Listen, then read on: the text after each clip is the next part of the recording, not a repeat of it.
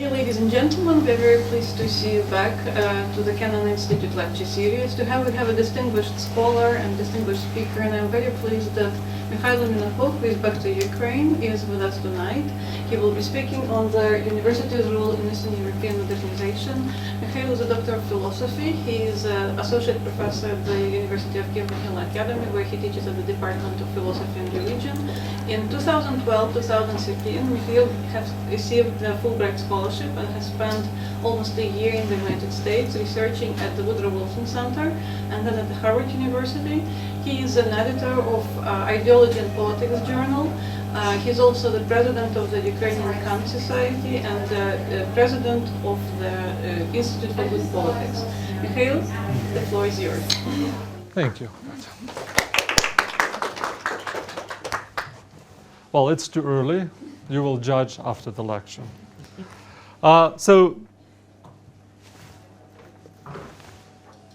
Today I would like to discuss with you how our reality, our modernity, the era that we live in, the times that we enjoy, how they were created, what was happening, how did we end up with what we have, a modernity that is, in one way, is very interesting period, with very daring democratic projects, with very interesting economic processes, but at the same time so much different from the Western models of modernity. So where is this borderline lying? Is it civilization, as some philosophers say? Is it culture? Is it sociology that can give us an answer? And I think, no signal. And I think that the answer is somewhere,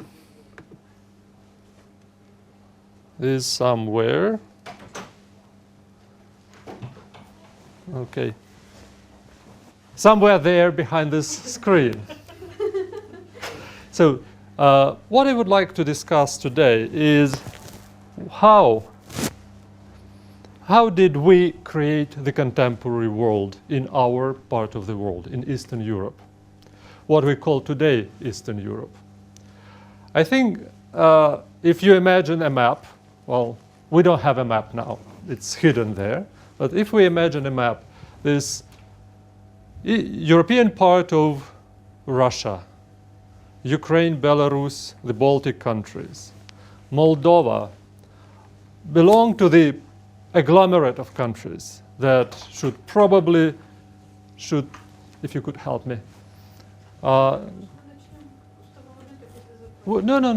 everything's fine. No, it's not a movie.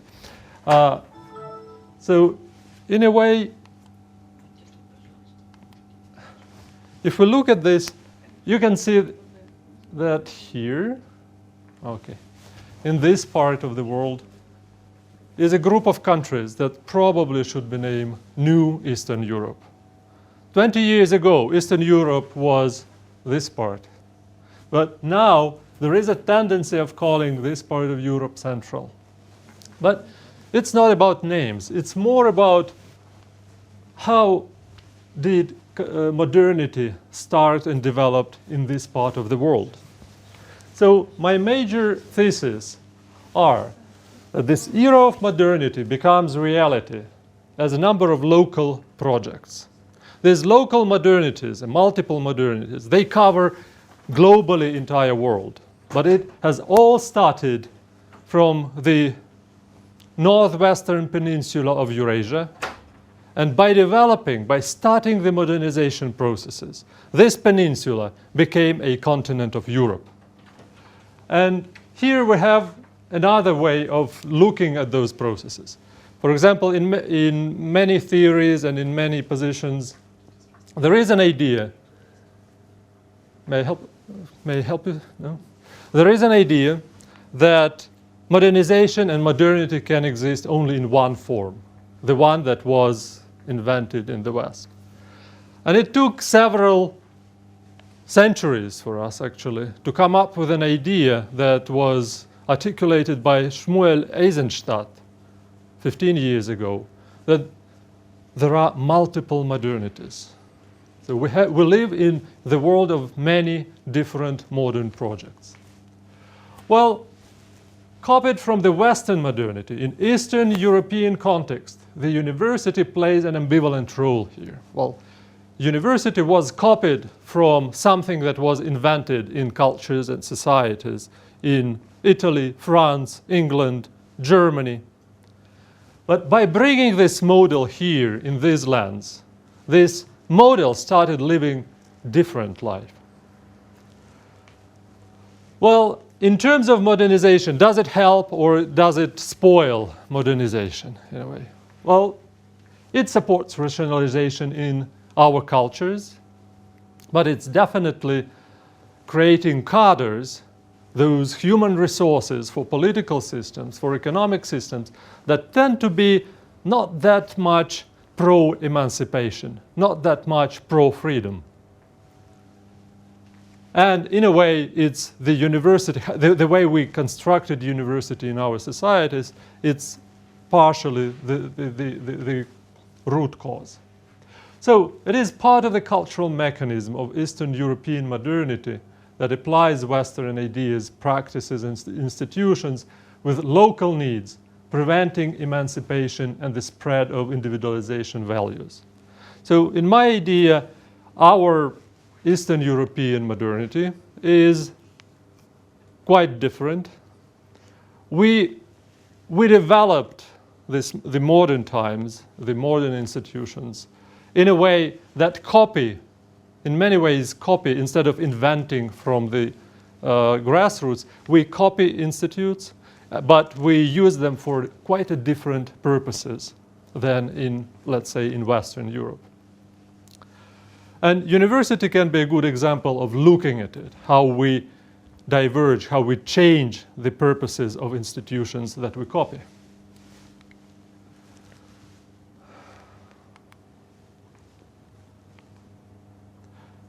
So the big modernization starts from somewhere here and then moves to the rest of the world.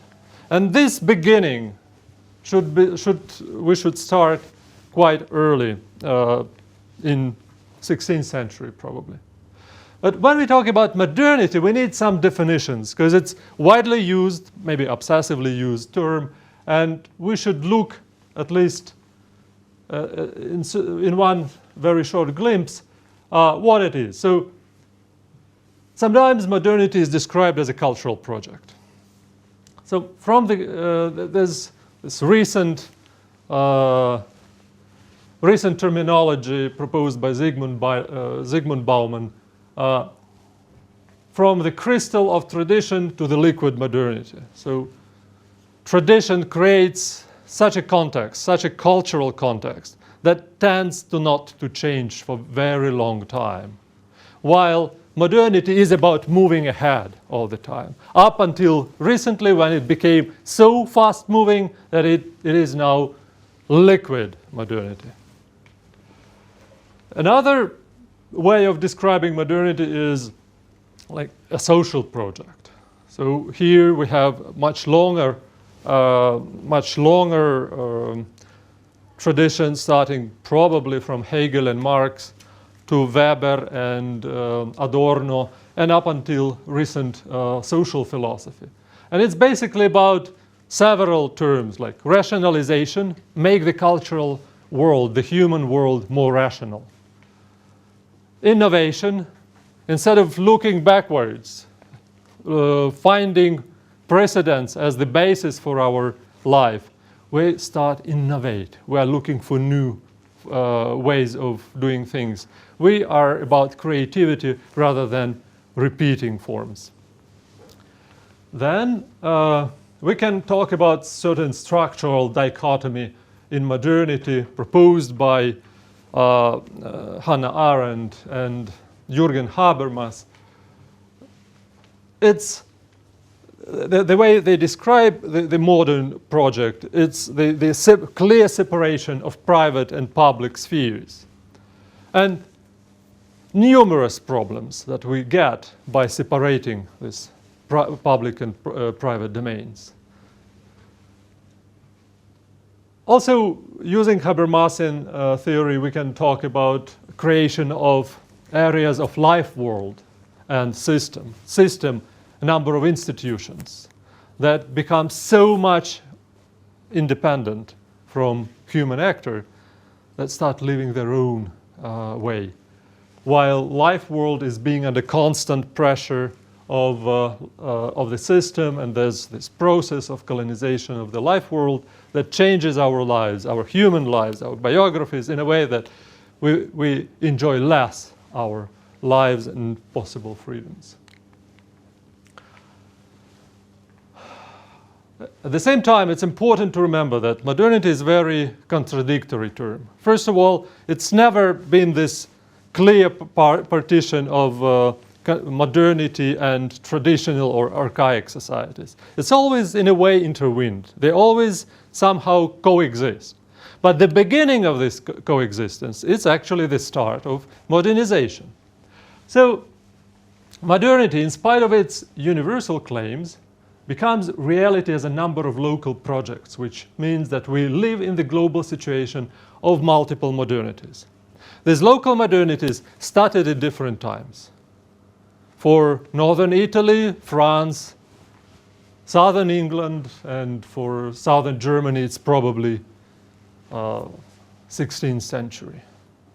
The impact of those great revelations that were made by Colomb or by Martin Luther, they were changing cultures in a way that had a very strong, very, very big impact on our lives today. And the logic of those changes were connected with the universal claims of modernity. It means that whichever rules are prepared by modernists, they claim to be equal for all the humans. And it doesn't really matter whether you are Ukrainian or German. It's universal. At the same time, these claims of universal claims and multiple modernities are kind of in a clash. We definitely see a contradiction here. How can universal project become local? Well, Eisenstadt has a good explanation to it. He says that culturally we try to implement these universal claims in our local way. But it's not only geographic differences that we have with the multiple modernities. It's also the moment when we start our local modernities. For example, in the history of Russia, the usual way of describing it, the modernization starts with Peter, the so-called Petrine modernity. At the same time, several years ago, there was a very interesting book, very provocative book, proposed by a group of Western scholars that tells us about pre-Petrine, so 17th century modernity in Russia.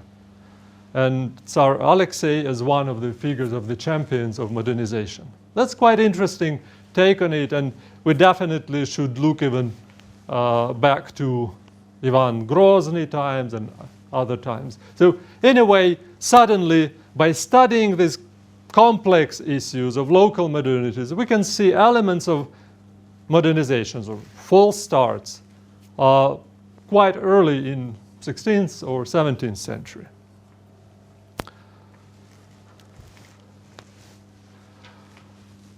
Well, if we look at modernization globally, every epoch it has different stages in a way. So as I said, in 16th century, it was these several events, cultural events, like inventing America, or breaking the church unity. Well, by breaking the church unity, we also invent many interesting forms in political lives. Cuius regio eius religio. Well, in a way, we see how emerge this break with departure from archaic situation. In a way, some European cultures start their dangerous and very interesting process of modernization. A little bit later, for 17th and 18th century, rationality and rationalization becomes a very important message of these early modern projects. And rationalization was described in many terms that philosophers like Descartes or Leibniz were using. They used basically two metaphors. The metaphor of light and metaphor of order. So rationalization or rationality meant bringing light into the darkness of archaic societies and ordering the chaos of these unorganized societies.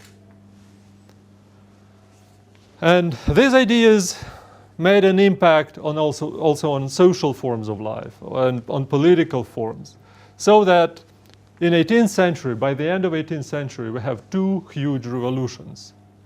And in a way, we live in the world, at least in politically and socially, the world created by revolutions. Two ones, actually, French and American. They proposed two different ways of doing revolutions, of thinking about revolutions, and up until today, they compete globally. And also, simultaneously, we see how these huge Northern American and Russian projects start in 18th century as modern projects. Well, in 19th century, the strength of those modernizing societies was so big that they managed to actually take over the world. British Empire, French Empire, Russian Empire, they controlled basically all the territories of the world. In 20th century, we see not the spread, but going deeper of modern values. The group of sociologists led by Engelhardt and Welzel managed to describe the 20th century in terms of spread of several values, basically self-realization or individual values and rational values, secular rationality. But also this 20th century modernity was the modernity of industrialism. So even the language, the way we think about our societies was also constructed in a very industrial way. Our political systems and our economic systems were very much under impact. But at a certain moment when industrialization or industrial way of life started losing its efficiency, it was dropped. And we are the victims of this departure from industrial world. We didn't become the post-industrial society. We moved rather backwards in many ways, like pre-industrial society. But we also definitely left the way we used to live in 20th century, for good or for bad. And now, today, we live in the highly complicated world with many local modernities being at different stages of development. At the same time, we try to find the common language because the ideals of one humanity is still here.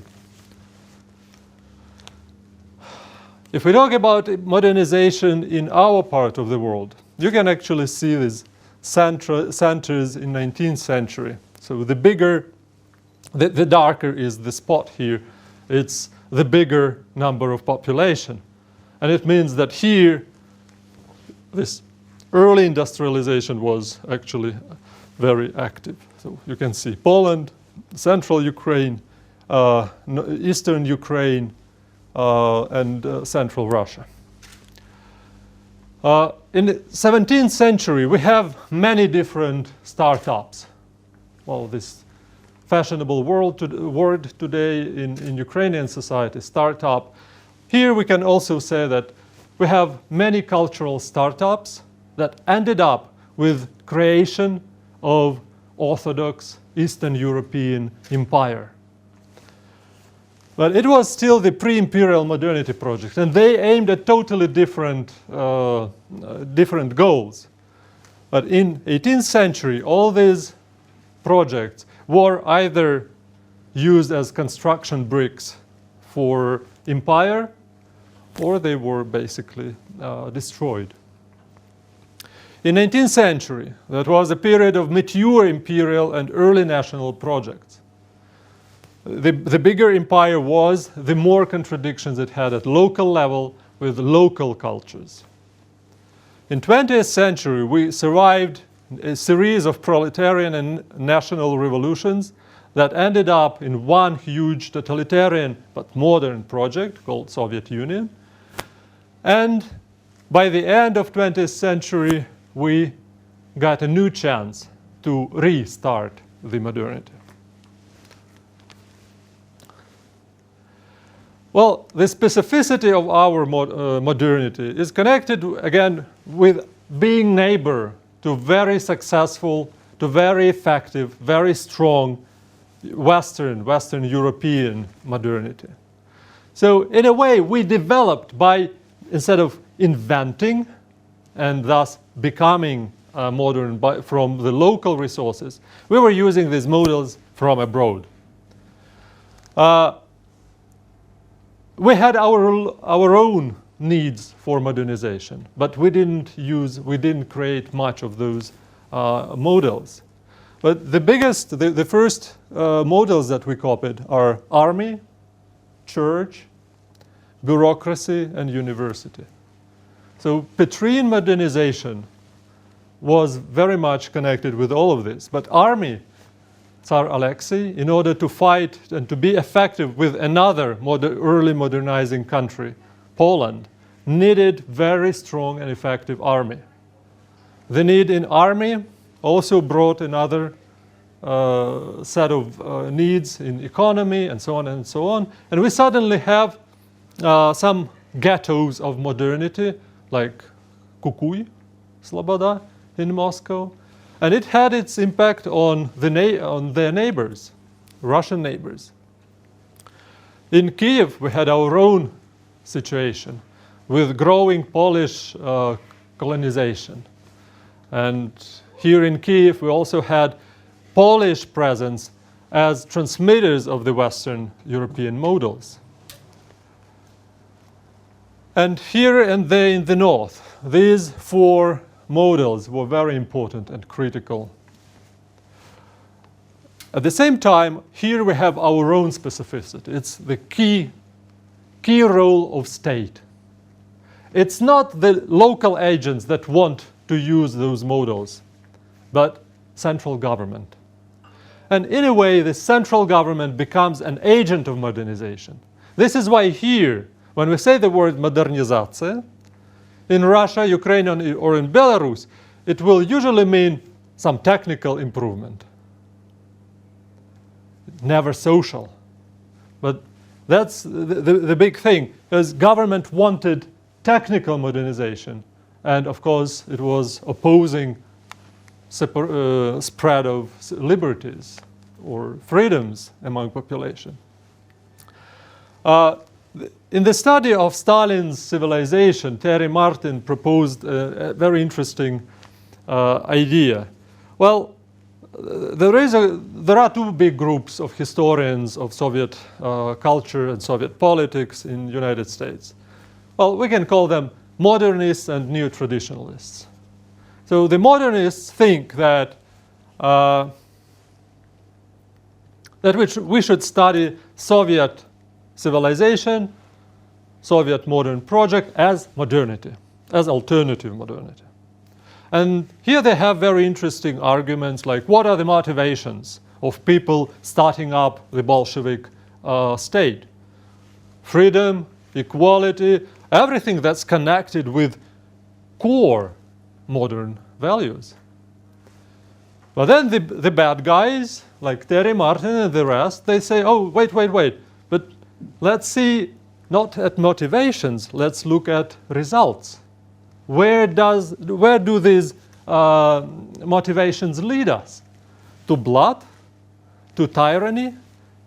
well, suddenly we see that so many neo-traditionalist forms of life appear in this Soviet modernization, the Soviet modern project.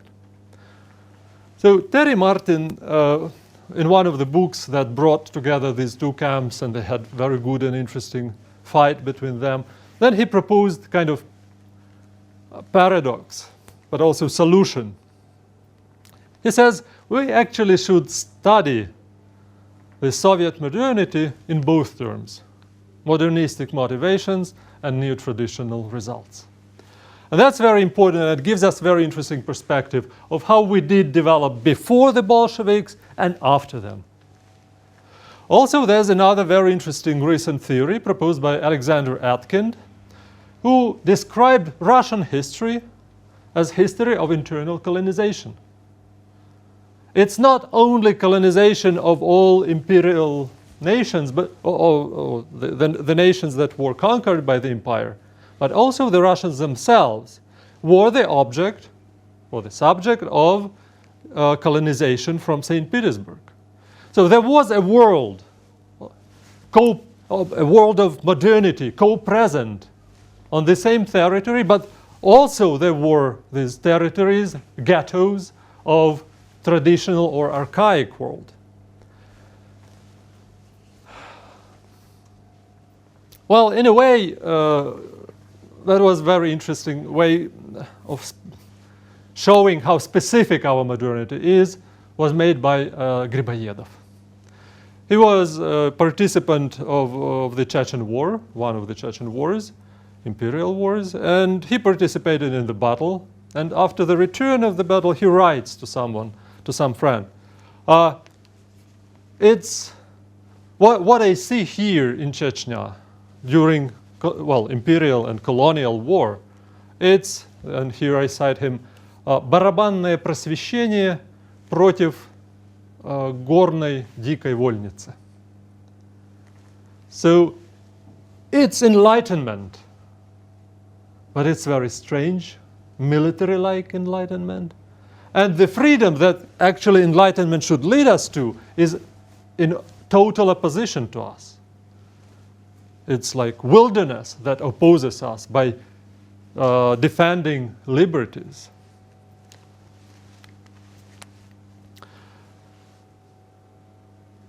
So, in a way, we have very strange, unexpected double effect, double colonization effect.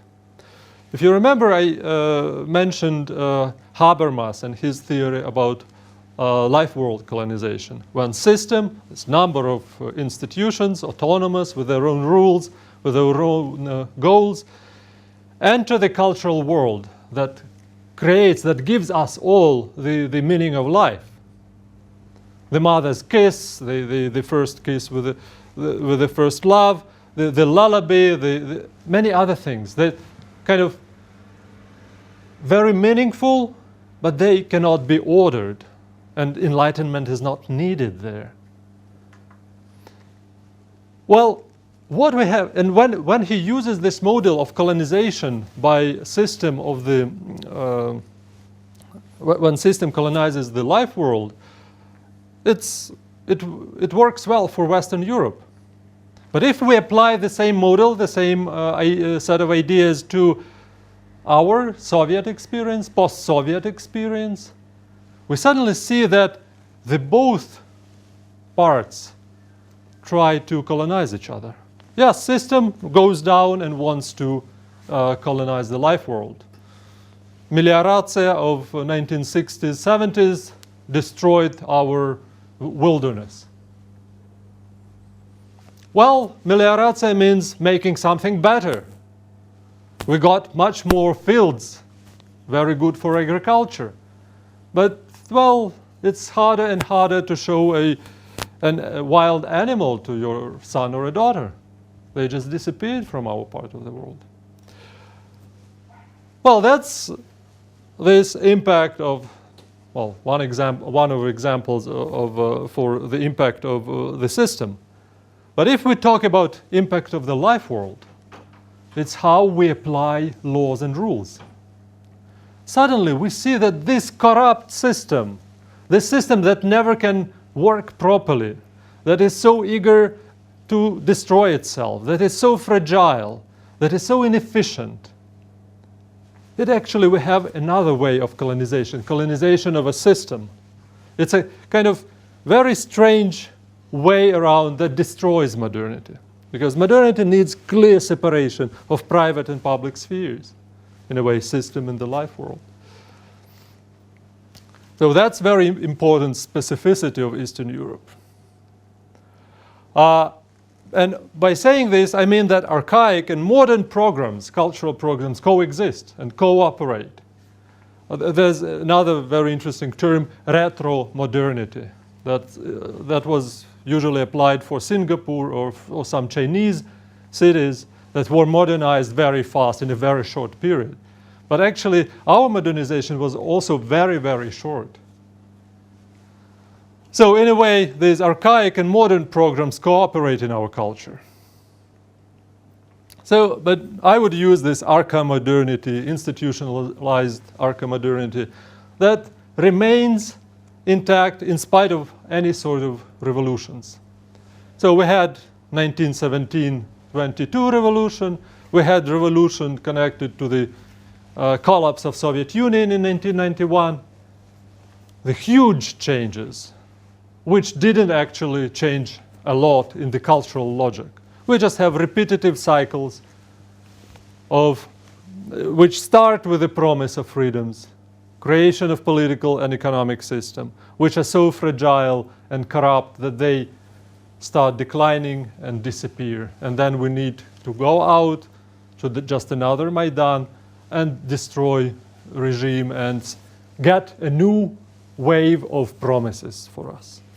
Well, this kind of cycles, these are short ones, but actually we can see it also in the history of Soviet Union or pre-Soviet periods.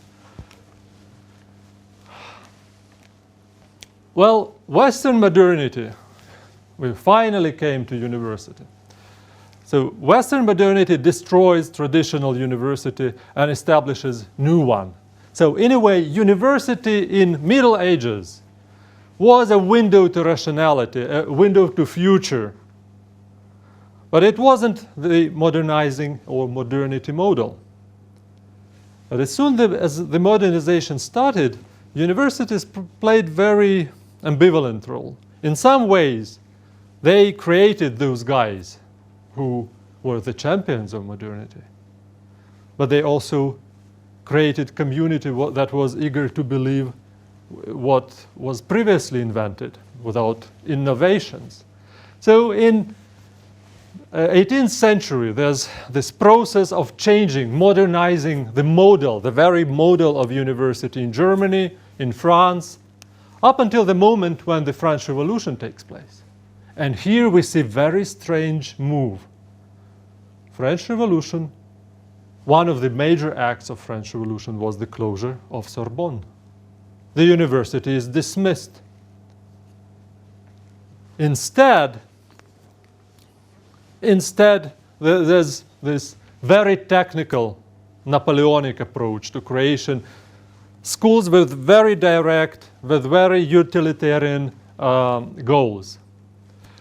At the same time, the Germans have saved university by modernizing it more and more, up until the moment when Fichte and Humboldt actually proposed some interesting model, which probably was very sexy to many other governments in the world, and they started duplicating this type of universities around the world.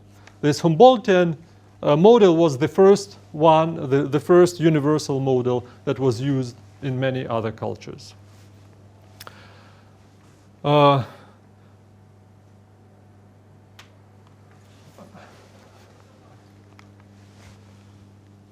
Here in Eastern Europe, this application of universities model was proposed by government. The government was the champion of creation and development of universities. But by saying this, I disregard the experiment proposed by Petrus Movila, Petro Mohyla, who actually created here in Kyiv a college that was very important for the modernization of entire Eastern Europe. I'm talking about Kyiv-Mohyla Academy. Well, you know that in several weeks we're going to celebrate the 400th anniversary. So 4 centuries this institution was present in our culture and made its impact on rationalization or ideologization of our lives. So anyway, in this pre-imperial period, when we had several startups, the idea of Kyiv-Mohyla was very important and brought from the Polish Jesuit set of models. And already in 18th century, a century after Mohyla proposed his model, we can see that the Moscow University and the later universities that appeared in early 19th century, they share the same set of characteristics. Well, first of all, a university is not a separate corporation, but a part of government. It's more like a tool.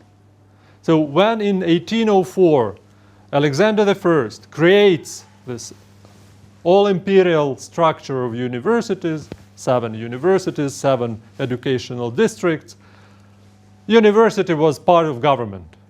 And university was not only about science and education, it was also about management of schools, gymnasiums, and so on and so on.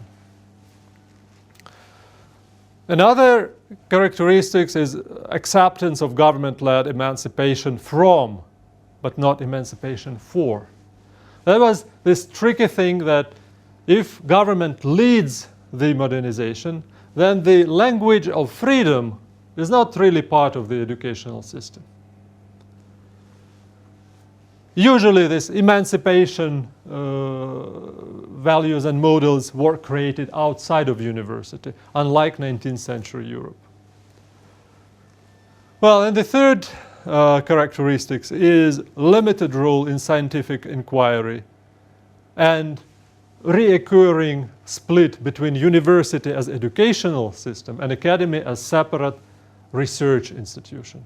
That's very interesting that anyway, Khrushchev was repeating the model that was invented like in mid-19th century in Moscow. So this pattern is actually there in these cycles of development in our modernity. So once again, we copied university as a Western model for local needs. What does Kyiv-Mohyla Academy meant? Well, we have a new wave, very efficient wave of education provided by Jesuits in interests of the Catholics and the Polish crown. In order to oppose the Catholicization, the Orthodox communities in Polish Kingdom or Republic, Rzeczpospolita, started creating their own schools. Well, here in Kyiv, we got Bratska school created in 1615. Due to Halshka Holovichivna, you know the story. But the school is not yet university. It's not college.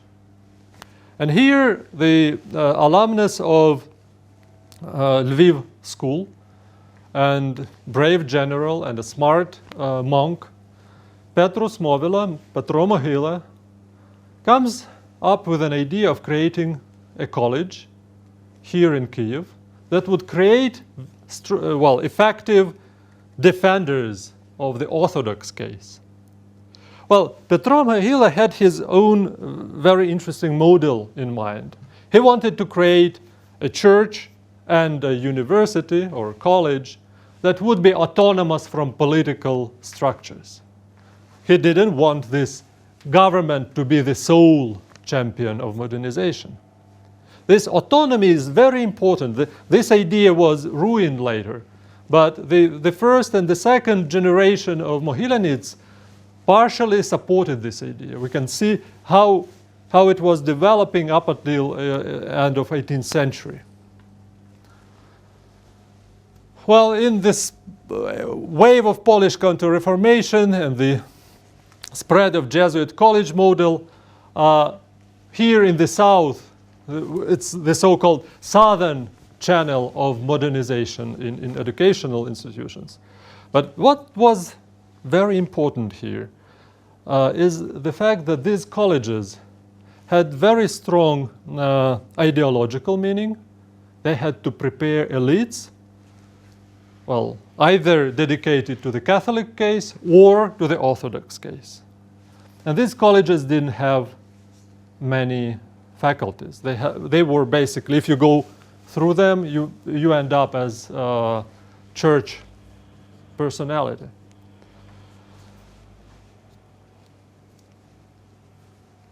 Later, in the third generation of Mohylianids, we see how this Orthodox case becomes very important. And one of the alumni and rectors of Kyiv-Mohyla, Feofan Prokopovich, becomes a champion of imperial age, of imperial project.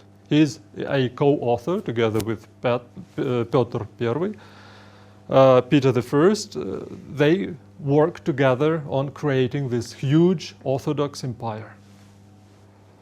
Well, there was also this northern route or northern channel of modernization, basically bringing the northwestern models from Netherlands, from Germany, into Russia. And also Swedish experience was very important, because Sweden at that moment was not only the major enemy to emerging Russian empire, but also a local superpower. And of course, the models that were there, they were very important for the Eastern Europeans. So, in a way, the Moscow University and Academy of Sciences, they were models copied from the West Northern cultures in Europe. Well, this Petrine modernity is connected with the idea that he should create a university. Well, he dies without creating it. He managed to create academy, several very important schools, but the project of university was there. In order to start something up, he proposed to the college, to Kyiv-Mohyla Academy, the status of university. So we're getting several gramota to have Kyiv-Mohyla as university. At the same time, it's a university with one faculty only. Well, Academy of Sciences in St. Petersburg had a limited number of students, but this project with students disappeared in several years after the death of Peter. There was another attempt to create university by the mid-18th century. The group of intellectuals managed to create a Moscow university. And again, it was a trade-off. Government versus intellectuals, they come up with a project, but government was, in a way, leading these talks. Government needed some educated cadres to run the huge empire, the growing empire, better. In 19th century, we already see how this university model is being reinvented in Russian Empire. Experiments of Alexander I, they're connected with this creation of 7 universities. It was a very slow process. For example, we say that the Karazin University in Kharkiv started in 1804. But actually, this university started, well, more or less effectively, they started working in 1814. So 10 years they needed to create library, to get the building, well, infrastructure, basic infrastructure. So the first half of 19th century, Russian Empire, Eastern Europe, is creating those infrastructural processes, infrastructural spots. At the same time, we already had here on the Polish lands, in Vilno, also in Derbt, Yuriev, two old universities that were created before the empire. Well, that or the other way, these European universities didn't really make a very big impact on this imperial university in Russian Empire, because Russian Empire was looking mostly at England and Sweden.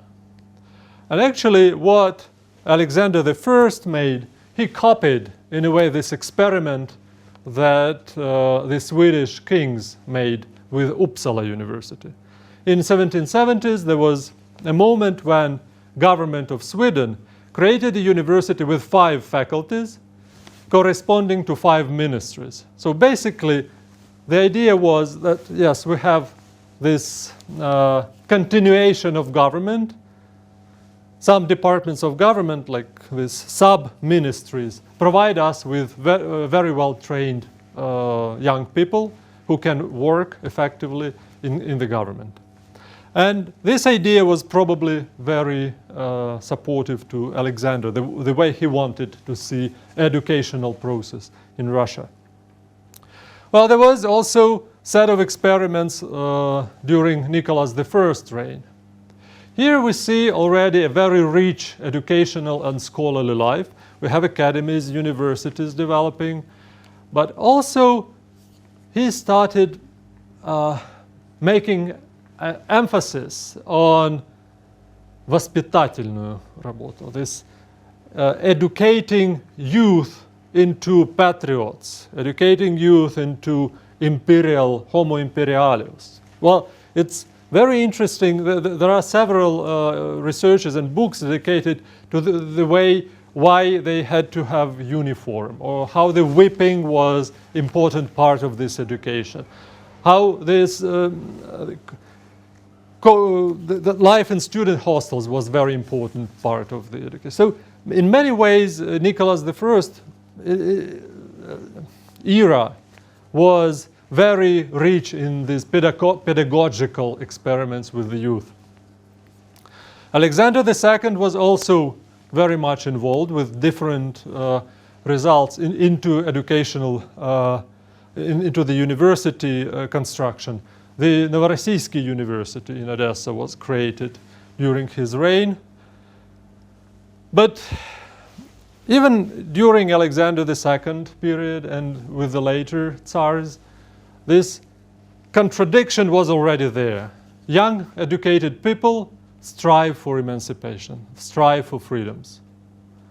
And government had to invent new tools how to control these champions of education and how to change the educational system to not to create the enemies of the Tsar.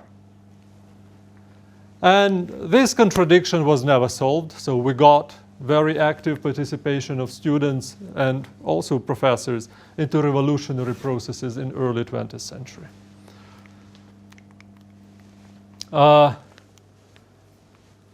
And after those huge changes that were brought with the revolution in 1917-22, we see the period like a decade of the Bolshevik experimentations.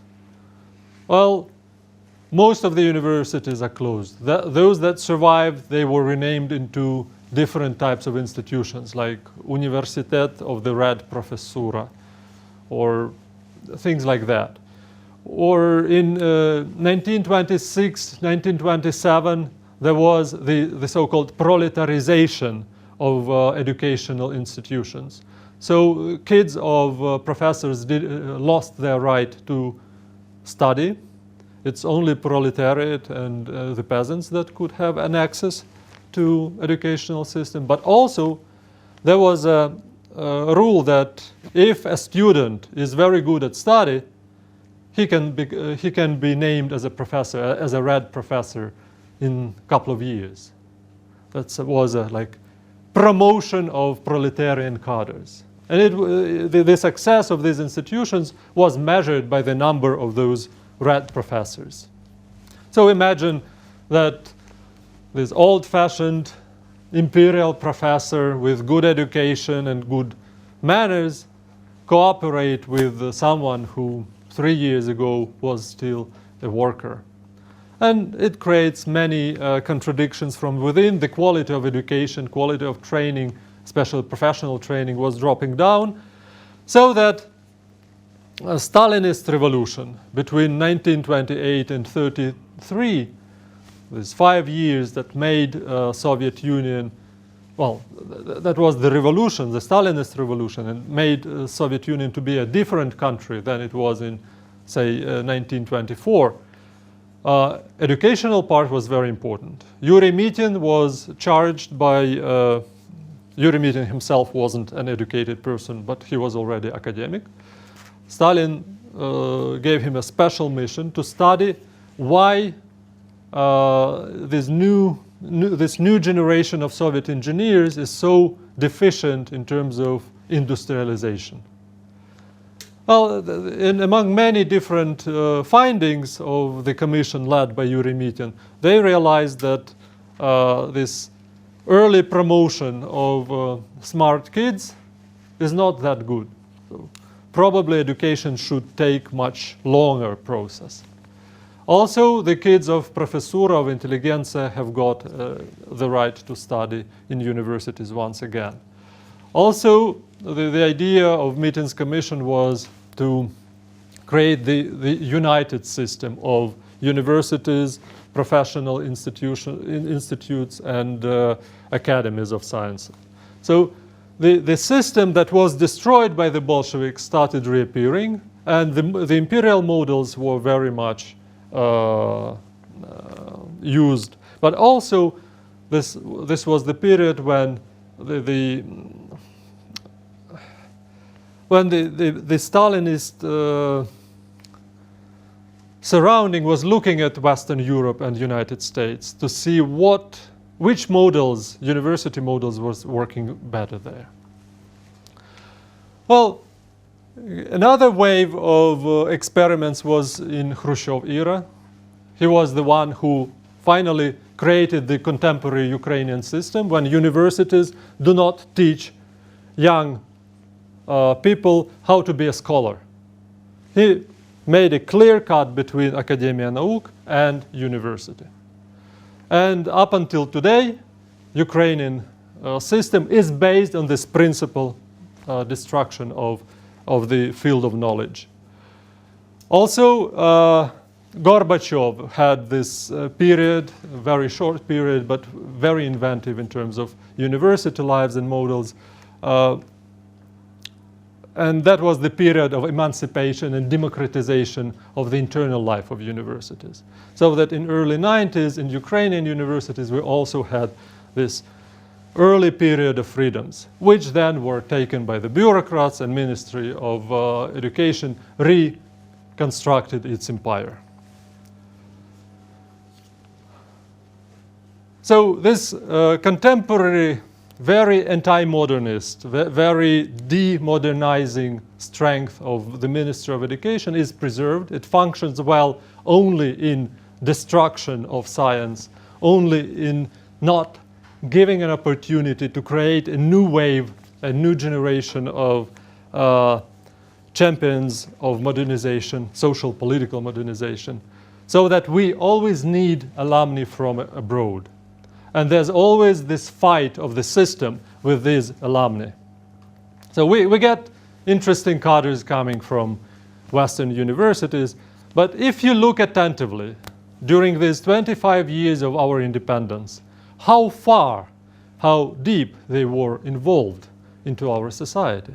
They were always like foreigners, even though they have family names like Ivanenko, Petrov, but they are foreigners in this system, and they can find a good career only in business, only in private sector. The public sector is closed for them.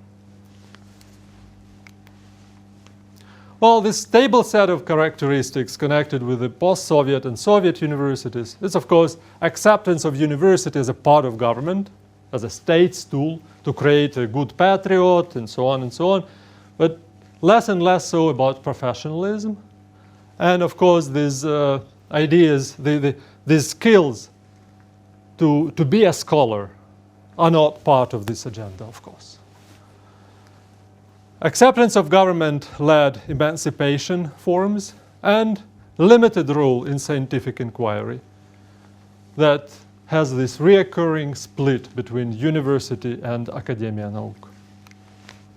So my conclusions is that university is one of the tools for human resources of Eastern European modernity. We need universities. At the same time, the quality of the product is always questionable. Our states try to remain a unique agent of modernization with universities' support. The recent case, recent example, this порядок присвоєння вчених звань. So professor and docent, it's business of government. It's not about university. If you look at the criteria for the selection, it's these previous successes without any hint that there is a future in science in our part of the world. So in a way, these indicators that were approved several weeks ago, they just show that bureaucrats want to rule further. They rule for 2.5 centuries in this part of the world, and they are not eager to let scholars be independent.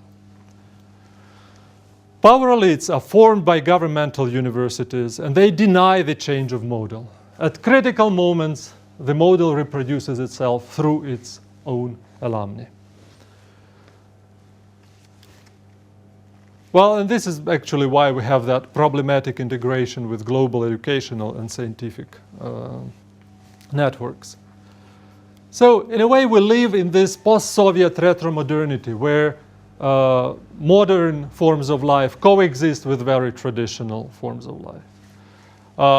These demodernization processes are taking more and more impact on our society. And pre-modern, pre-industrial at least, pre-industrial forms of life take more and more power in our society. But we still have this chance for the second modernity that was proposed by several philosophers and sociologists. And this chance says, well, it's never late to start building the new future, the contemporary state, the contemporary economic system, and the contemporary society. Thank you.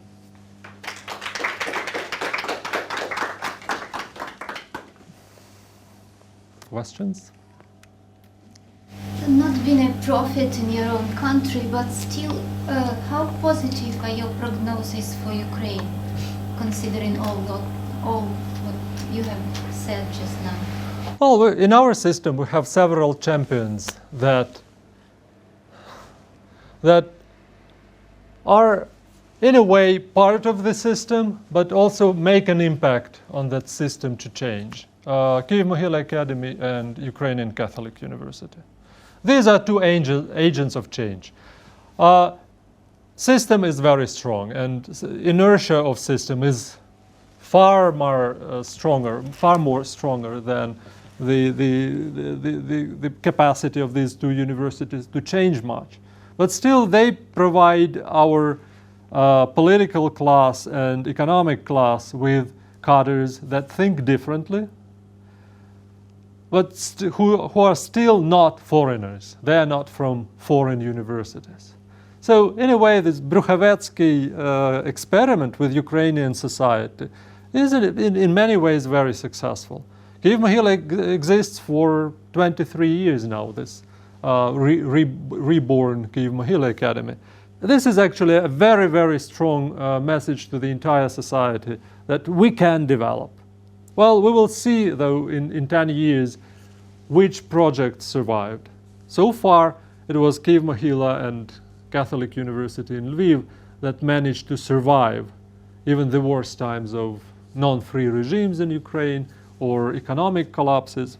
But again, my optimism is very limited because we don't have enough elements, from, at least in the educational system, to change. Ministry of Education is really very strong institution that reconstructs itself, that changes whoever comes in the place of minister or deputy minister, changes the language, also body language, in several months. This is inevitable change. That's how system works. This is how this institutional inertia works with us, poor humans. Можна українською? Так. Так. Ну, ви назвали два основні гравці, які сприяють модернізації. Одразу ви згадали про Києво-Могилянську академію, яка повставала на противагу католизації, тобто релігійний фактор, католицький університет, теж за назвою і так далі.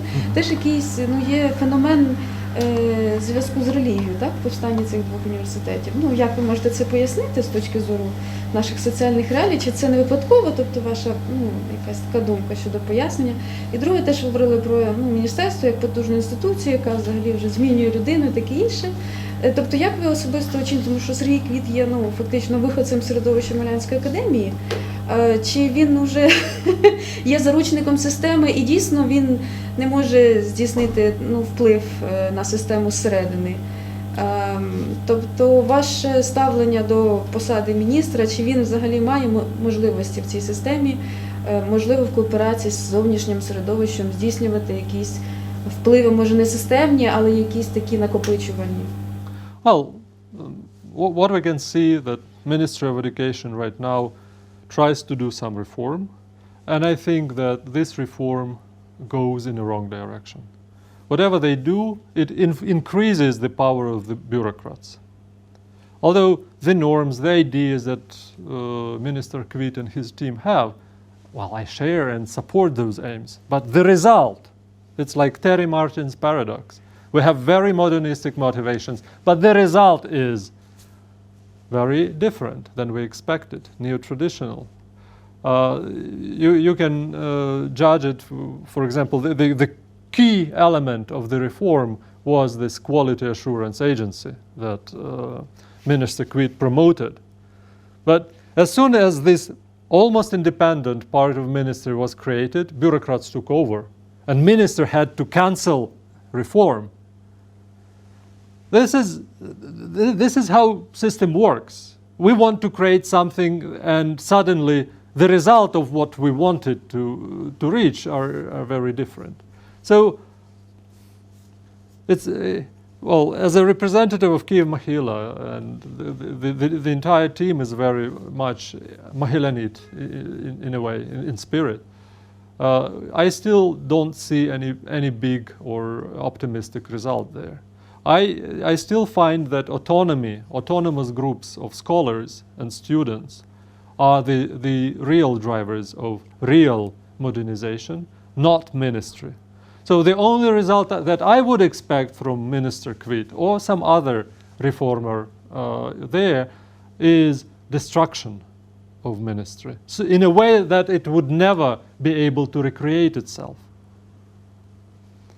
That's one thing. The second, the major question that you asked about religion, role of religion with these university models. Well, here I skipped that periodization, but there was a moment when modern nations, modern big groups had to somehow organize themselves. And they were organized in political and religious terms, so that religious identity was the key identity, dominating identity. And in 18th century, in 18th, 17th century, it was the key identity. And the clash of these identities provoked creation of institutions that would support them both. So here, we see how Kyiv-Mohyla is being created, Kyiv-Mohyla Academy is being created in the times when the new clergy was needed. Since the Brestia Union basically took away all the institutional resources of the Orthodox Church. All the hierarchs, or the majority of hierarchs of the clergy, left for the Unia. And it was basically these Svitsky Bratstva that were in opposition to Unia. And these Svitsky Bratstva were autonomous groups of citizens united by their religious identity, confessional identity, and they were thinking in terms how to empower themselves. And universities were very important. So this is how the old Kyiv-Mohyla was constructed. With Catholic University, it's a different story. It's a postmodern story. It's late modernity and a minority group living in Ukraine, in majority, in the Orthodox majority, in the Orthodox society. And they needed, for their community, for their minority, a very strong educational institute. But at the same time, the idea of creators of Catholic University is very brave and noble.